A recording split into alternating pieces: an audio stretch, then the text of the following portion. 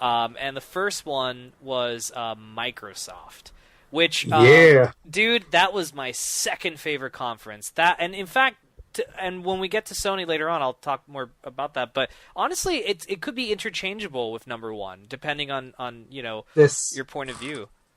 this was my favorite conference. I think Microsoft beat Sony this year. Dude, I mean, I put bold claim down for that. let me just put this out there right now. An equally bold claim. Well, not really, because I think it's not even bold. It's just factual. They have, of all the three systems, the best lineup for this holiday season. It's amazing how many exclusives and just everything that console is getting this holiday season is spectacular. That's why I think they won it, because I think that on the emphasis of E3, which is kind of always the factor of showing what's coming, and also the factor of what is the holiday lineup, the big games coming, they just sold it. They were there with a purpose. Phil Spencer, we talked about him in our Microsoft pre-show, which you can listen about. We just said, when he came about last year, it was always that emphasis on games, games, game. This year, it was games, games, games. He keeps that emphasis, the fact that they tried to sell the Xbox as an entertainment system kind of was detrimental to them a few years ago. Yeah, it was horrible. Yeah, and same with Kinect, and this time, they have the face of Phil Spencer as Xbox, and people were roaring when he was coming out. People were getting hyped because they know what an impact he has had on that company. Oh yeah, just the kind of enthusiasm. He is the Jack Tretton of Sony, or the Shuhei Yoshida of Sony. He's just that figure that people really associate now. They're this man gets what we want. And I do think he obviously gets what we want.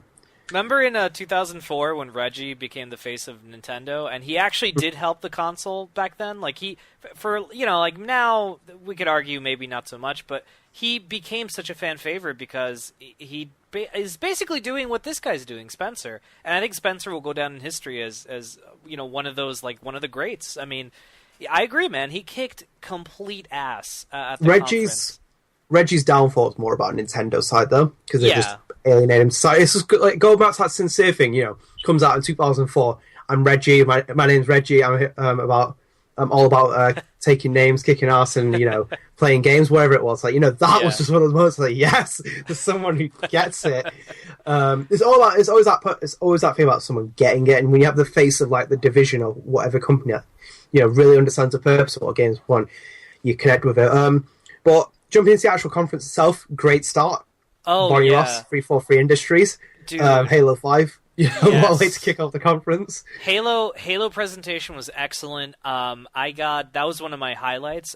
Remember, I even said that was the game I was the most looking forward to being shown. It looks spectacular, man. That game, I still can't believe that game's coming out in October. I mean, to be quite honest, I can't even believe Batman Arkham Knight is coming out next week. So, it's same. I'm the exact same. Yeah, they look phenomenal, man. I mean, just sidetracking a bit. You picking that up? Awesome. Yeah, Batman. Yeah, dude. I actually. So long we'll story. be doing a spoiler cast. Yes, guys. yes. we'll get to that. Yeah, we'll talk about that. But spoiler cast is coming. Yeah. It's coming. Get to the chopper. But yeah, dude. Halo presentation was great. I got really excited when they announced the backwards compatibility. I think. Let's go. Stick on Halo 5 for a second, because I want to say that. I think it was fantastic. I think Warzone was a really cool mode. Mm-hmm.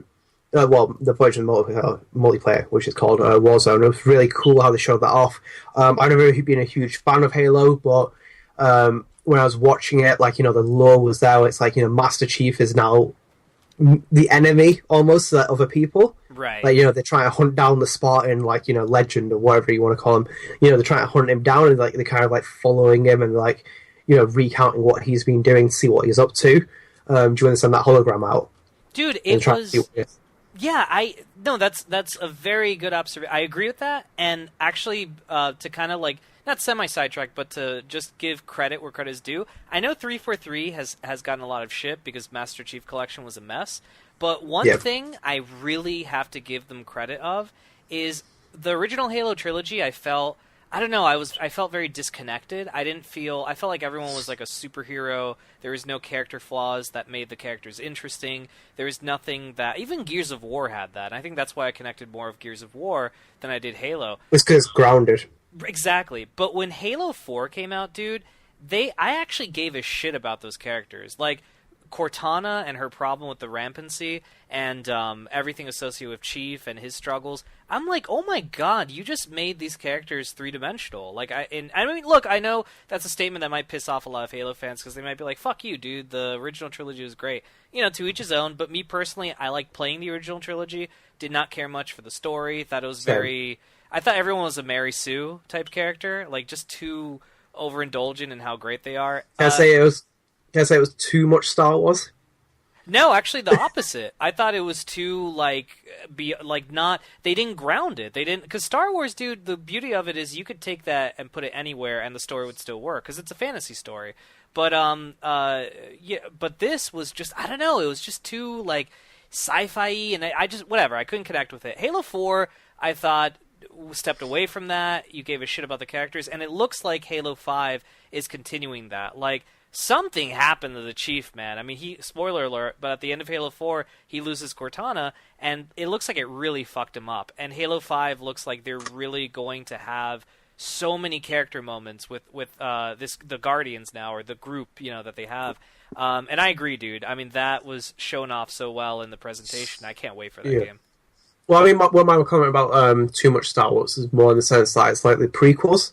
Like, it was kind of like you're getting a bit more... You're right. Yeah. No, not the first three. The first three are really grounded. Like, exactly. You feel for those characters. That's the fantasy universe we meant. I didn't mean like too much Star Wars in the sense that it's like, no, it's more about the prequels, because that was more kind of like, you know, one of those moments. Like, unless you're a Star Wars fan, you could kind of be like a little bit. You know what I think it is, dude? I try to not think of the prequels. So when you mentioned Star Wars, I'm like, well, clearly he means A New Hope and Empire. Yeah. I was trying to like not. But you're absolutely correct, dude. The original trilogy, I feel, yeah, you nailed it. It was more like that, and this feels more like the original trilogy, which is ironic because 1, 2, and 3, you know, 4, 5. Not taking away from the fact that they're very good games. It's the fact that it's excellent just games. Yeah, it's hard to connect with them. It's kind of the same thing where people like, you know, with Metal Gear Solid, I can't connect with it. I understand why. Yeah. Like, for me, it's a very different case. For you, it's a very different case why we love it so much. I can understand why people don't like it and why it's very kind of like, you know, it hits people. Right. But yeah, I just like the fact that the kind of thing where it's like, you know, Chief is the... What is he? Like, as you said at the end of 4, like, he kind of makes that big story, and they've really, you know, they sold Cortana quite well, in my opinion. Yeah. As a character, I think they really kind of solidified that relationship he had with Cortana, and now, you know, what has happened to Chief? What did he do? You know, why is he the enemy, according to these people? I really think that Bonnie Ross and 343 are really doing a good job of the direction. I think, obviously, the thing is that when a studio like 343 comes along and takes away from Bungie, you have to take a change in direction. You have to be ambitious, and, you know, you have to test the waters. You have to make it your own, you know? Yeah, exactly. 343 want to make... they want people to associate Halo with them, not Bungie. Right. Obviously, it might explain with the name and everything else. But kudos to them. Great to get a release date of... well, I think the release date was announced beforehand, but the release date of October 27, 2015. Big game for Microsoft's holiday lineup. And I think it's going to be a system seller. It will be a system seller, correction. Sorry. It will be a system seller. Very weird. Very weird idea, though, that we're getting that in October and not the Sony horror game that's coming out, Until Dawn. Isn't that kind of weird? Until Dawn's in August, and this is in October. I feel like it should be flip-flop, you know? Well, we'll come to that. But I think the thing is that when they have the Christmas, when they have the announcement of the bundles and whatever else that are happening, Oh, dude, that Halo 5's a system seller. You want to put it as close as you can to Christmas because, you know, it's going to be the first thing on kids' lists and whatnot. Dat Black Friday. That Black Friday, Brundero. Yeah, Brundero. But like, other announcement, Bethesda came out again with Fallout 4. We're not going to really talk about that. But they did say that one of the big things actually about that was that mods created on PC can be transferred to Xbox. I thought it was cool, but yeah, I thought that was huge news. But me personally, I'm like, that's great for people that like that. And then I didn't think about it anymore. Well, I mean, it's a good touch, and also the fact that Fallout 4 is bundled with Fallout 3 is bundled with Fallout 4. That's dude. I thought that was because I mean, I've never played it, so that's great. It's a great entry. You know, you get 2 of the 4 games. Exactly. And the other stuff with new trailer for Forza 6 wasn't hugely sold on that, but release date September 15, 2015. Again, the holiday lineup is strengthened. Obviously, something might be delayed, but I mean, like, you know, when you get dates like this, it says something. Yeah, it's a lot more than like holiday 2015 and shit like that. Yeah. Division was shown from Ubisoft. third party. Mm-hmm. I really enjoyed The Division. First, it looks cool. I still think this is Watch Dogs 2.0. I'm very, very, very I pessimistic agree. about it. I very much agree. Honestly cannot say that. It's cool that the Xbox One players get the exclusive beta in December, which gives another kind of thing for Xbox in the December lineup. And I thought the kind of trailer was cool. But the thing is that when you look at it, it kind of loses its novelty, doesn't it? Division. Yeah, to be honest, when it was first announced, I believe it was in 2013, I was interested, and then I stopped caring about it like last year. I'm probably not going to end up getting it, only because I'm not really into online-only games anymore. It just, I don't know, the Destiny kind of like, I bought that, and it kind of like showed me that's not really my thing. But, I agree with you. I think it is going to end up being a Watch Dog-esque game. Even the first concept trailer that was shown, just like Watch Dogs, that made it seem more than what it was. I think when it comes out, it might find an audience, but I think it's going to alienate a couple of people on how excited they were. Yeah, I think it's going to be a tough set. I think it's going to be...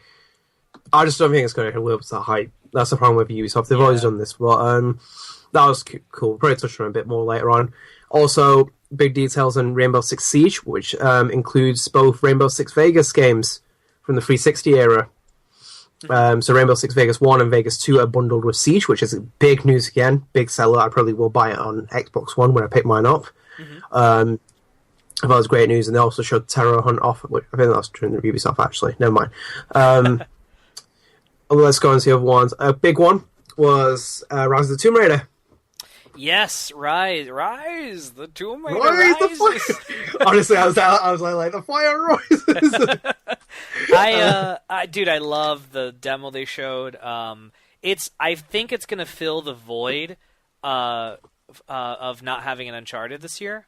So I'm very. I honestly thought the game was gonna get delayed because when you say holiday 2015, that to me screams it's gonna be bumped to like March of 2016. But I gotta give them credit, man. They stuck to their guns. It's coming out in November. The game looks great. And I can't wait to see more of Lara Croft's, story. I love the first game. They have very big balls. Because do you know what day this game launches with? No, I did. What's the Fallout 4?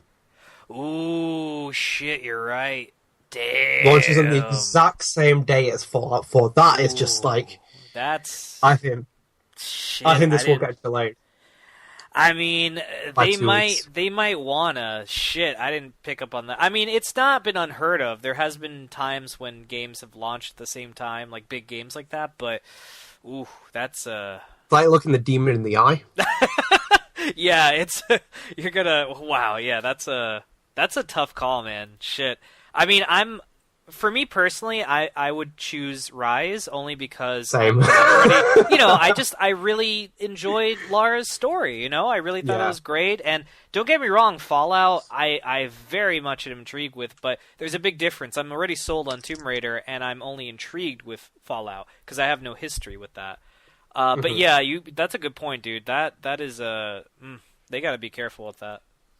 Yeah, I can see it being delayed by a week or two. Yeah, but maybe they can launch it early. That'd be cool. Yeah. Well, again, Halo comes out earlier than that. No, like a week early. Like just put it like 1 week earlier, ship earlier. That'd be pretty cool. Wait, let me quickly check this out for a second. November 10th, a week earlier. That means it's the week after Halo 5's out. Ah, shit. Yeah, because Halo's late October. Yeah, you're fucked either way. Yeah, you're in between. Yeah, exactly. You need to push it. Yeah, you need to push it a little bit further back. I put it near the end of November.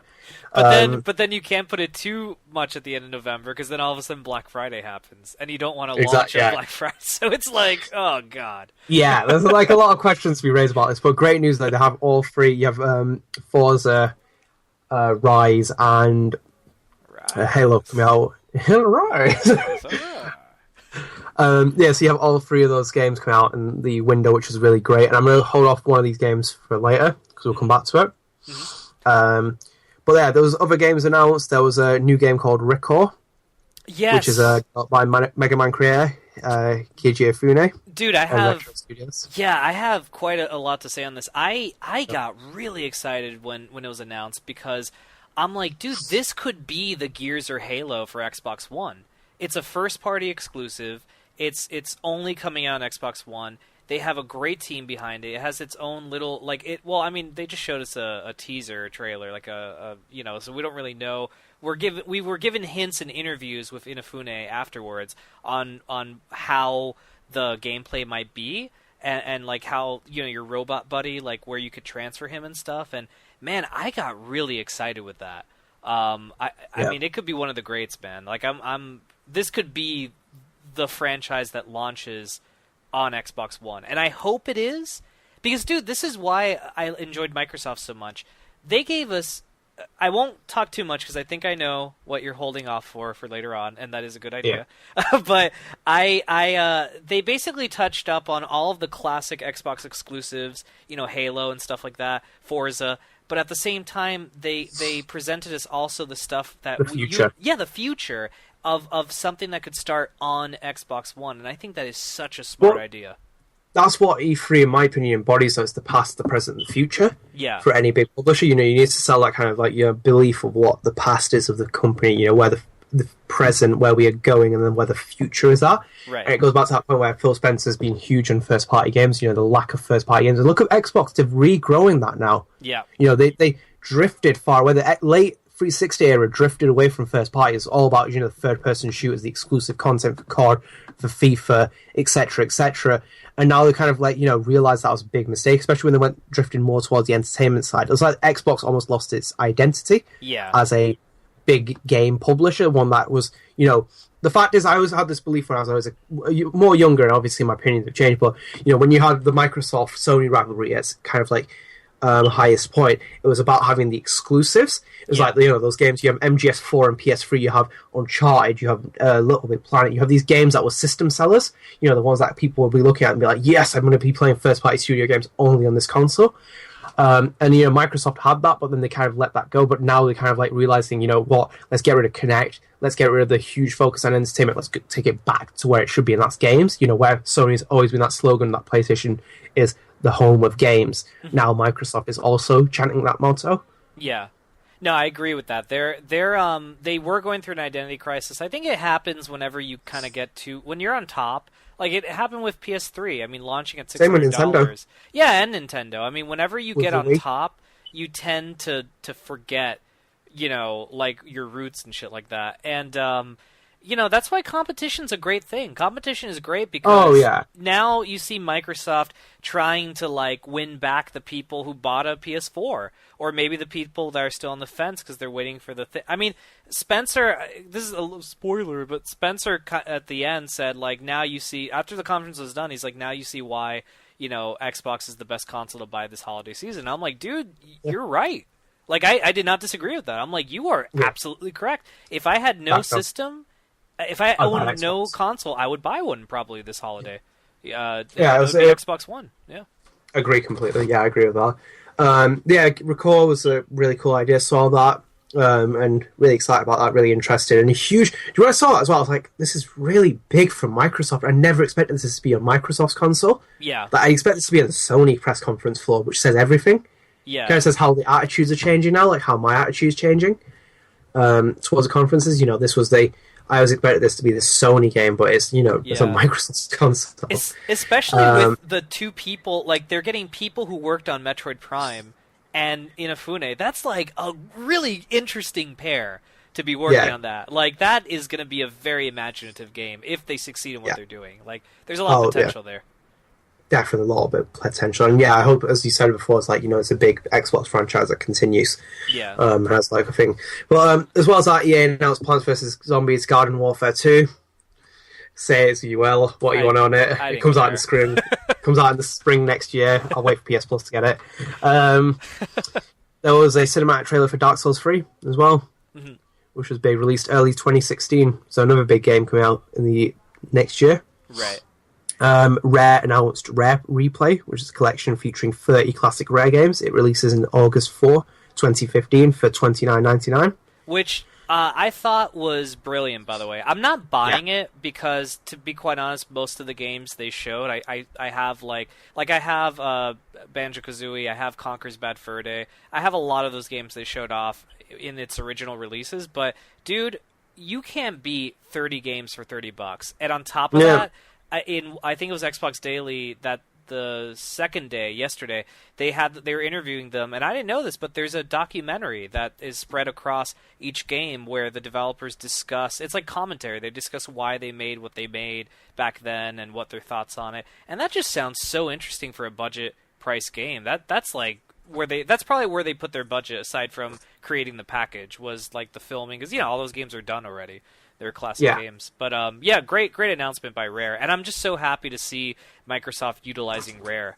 They've been like in limbo for like years now. Yeah, definitely, I agree with that. And as well, they announced a Xbox One exclusive IP called Sea of Thieves. Yeah, I didn't really care. Unfortunately, yeah, I don't care about that. I was happy. I was happy for Rare, but I'm like, I'm sorry, dude. That game looks like shit. I don't care. Yeah, so that was big news as well. We're still holding off the big news for the end. So other news outside of it, and you touched on it earlier, which is that Xbox One gets full backwards compatibility with Xbox 360 games. Yes, everyone at the conference lost their shit. I lost my shit as well. I was like, oh my god. It was... Taking it back to gaming. Phil Spencer, 15. Dude, it was great, and the way they're handling it is so simple. Like, no bullshit, no whatever. It's like, look, if you have a digital 360 game, guess what? It's going to appear on your library automatically. You just click to download. Do you have a game physically? Stick your disc into the console, and just like with regular games, it'll download the game to your hard drive. Like, brilliant. Yeah. Simple, intuitive, and I gotta hand it off to the engineers for figuring out how to emulate the Xbox 360 on Xbox One hardware, because that was probably not easy. Like, yeah, you could tell Spencer was so like licking his lips to announce that news. Like, he was just there, like, and they even took shots at Sony as well during the conference, which I was like, you know what, they deserve to do that as well. I think they said that 100 games are coming to the Xbox One by the fall. 360 backwards compatibility, right? Which is big, and obviously the feature has no service charges or fees, which is going to be detrimental to PlayStation Now, which Sony have been banging on for years, where you can stream catalog of PS3 games, and on Xbox 360, on Xbox One, you can play all 360 games, as much as you want. Obviously, the thing is, though, there's are kind of like limitations in them. I think a few of them are the publishers and developers have to authorize it. Yeah. So some won't. Obviously, maybe like Capcom, who want to remaster something, may want to do it, but yeah, there's I like one example they gave was there might be licensing rights that have expired. So if there was like a licensed character, they're not going to be able to bring that over. Like, there's a couple of Xbox Live arcade, like Turtles in Time. Unfortunately, that was a great fucking game, but that's probably not going to be like the TMNT arcade game. Those things are licensed, so they're probably not going to come over. Yeah. But yeah, and probably Rock Band might be an issue since all that was pure MTV licensed games. But we're gonna get like the big leagues. We're gonna get Gears. We're gonna get like all those great games that came out. So no, I'm gonna be fine. And also, I read about this right before we recorded. They actually launched the voting site already, so you could already start voting what games you want to see. Which, God, giving the power to the players is just, it's so smart of them, man, to do that. Like, you vote. Sony. Yeah. it's great. Yeah, it's really smart thinking. They got lemons and made lemonade with Xbox One right now. I mean, they're on fire. Yeah. Exactly. Yeah. Over big news. Oh, sorry. Go on. Oh no, I was going to mention because for some reason this wasn't mentioned yet in the thing we're referencing. But dude, they showed off Cuphead again. Yes, they did. Briefly. Cuphead. Cuphead during their Xbox Live at the ID thing. And dude, I just want to mention it. I love Cuphead. That's all. Yeah, I'll give you that. I'll give you that. Fair enough. Cuphead has been mentioned and duly noted. But other big news was the controller, the new Elite controller. I got excited for that until I saw the price tag, and I'm like, no thanks. Yeah, that's the big problem with it. It's a cool idea and everything else. It's got a lot of customization. Yeah. I think it doesn't have a rechargeable battery pack, does it? Probably not. They want you to they got that deal with the battery company, and I know there's something going on with Duracell and Energizer. They're shaking hands behind the backs, Yeah, it's so stupid. Yeah, it's a bit too expensive. That's the problem. But I mean, if you're willing to play your Xbox a lot and get into it, it might be a worthwhile purchase. But again, it is very expensive. Another big news was obviously we've already know this because of Valve's the Oculus conference that happened early, prior to E3, but Microsoft talked about their partnership with Oculus Rift. Yep, that was a smart move. Nice to. It's smart. It was just a good move. They have that, and they have other things for Xbox One, and it's nice to have something in an ace in the hole, especially when you get compared to Sony and their Project Morpheus. So. I feel like the competition is back on. Like the last few years has been really dormant between Sony and Microsoft. They've been too huggy, and like Sony's been dominating here and there. But now the competition is back on. Like you can feel it. That Morpheus is coming out, and then obviously Rift is supported by Microsoft. And then you have backwards compatibility on Xbox One. You don't have it on PS4. Like, there's some fierce competition. Yeah, and they even showed off the Microsoft HoloLens with Minecraft, which was like amazing. It was amazing, but I didn't even allow myself to indulge in what I could do with that because that is not going to come out for a couple of years, and on top of that, it's going to be danged expensive when it does. But I did appreciate that though. I think that it was a great technical demonstration of what they're working on with that. And, maybe sometime in the near future, when I'm nestled deep in my 30s, I can get that and take a look at it. But it was definitely an impressive technical achievement for sure. Definitely, I agree with that. And we'll wrap this up with the biggest news, which I want to keep to the end, which also finished Microsoft's E3 press conference. And that was the Coalition, formerly known as Black Tusk Studios, came out and announced Gears of War Ultimate Edition. We'll start with that first. Yeah.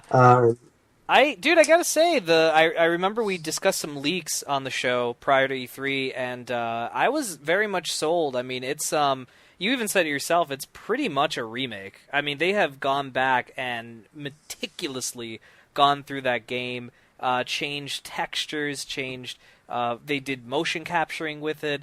I mean, everything has been altered for the game. Animations, I mean, you name it. And it's a $40 game. It's a budget price title.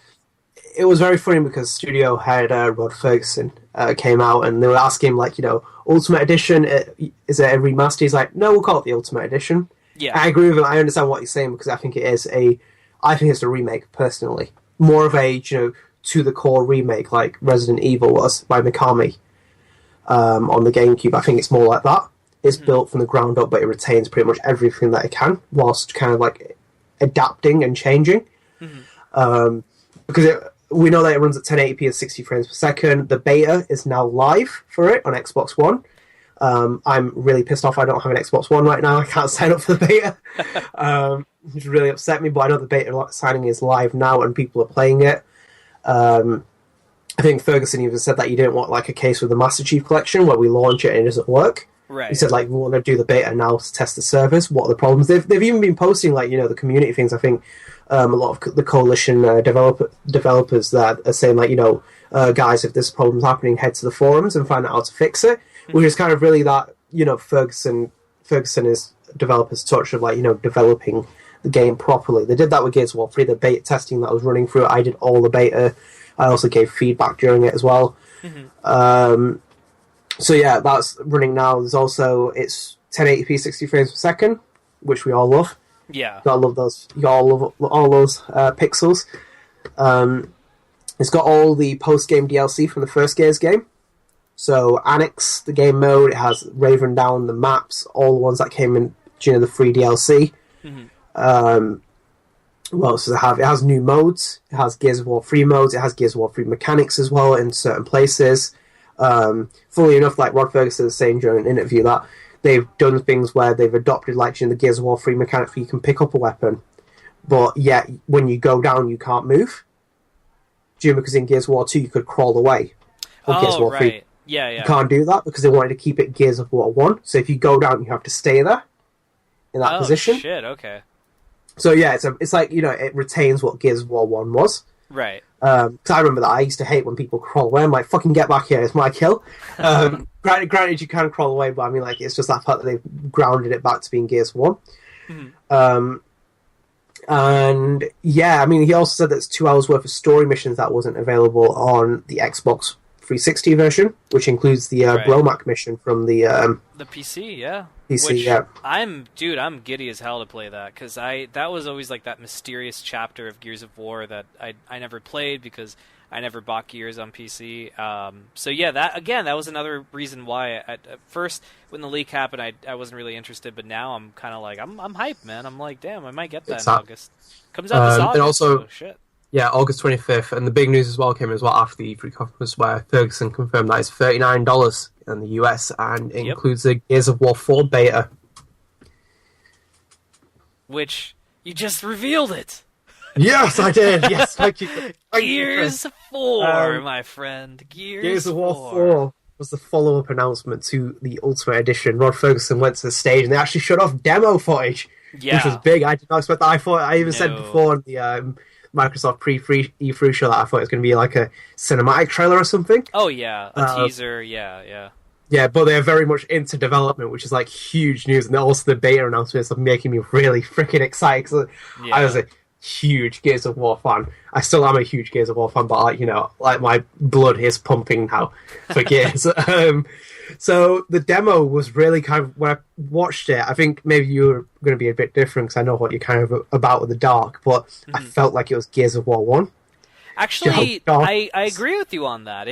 That was the vibe I got. It was it felt more personal and a little bit more horrific, like the original Gears was, rather than the action-oriented like nature that Gears 2 and 3. Yeah, 2 and 3, and let's not even talk about Judgment.